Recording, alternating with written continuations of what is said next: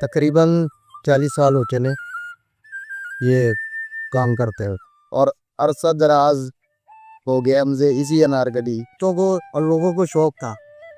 अब महंगाई इतनी है कि वो शौक उनका खत्म हो गया। 4 दिन हो गए मेरे को, अभी तक मैंने ऐसे ही खाली दिया इसमें नजर।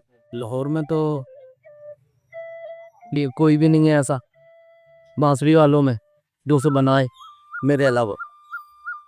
हाँ, ये जो आजकल ये जो प्रोफेशनल बजाने वाले हैं ये कुछ बना रहे हैं, इस वजह से ये पहले हमारे यहाँ आते थे, देख देख के उन्होंने अपना बनाना शुरू कर दिया।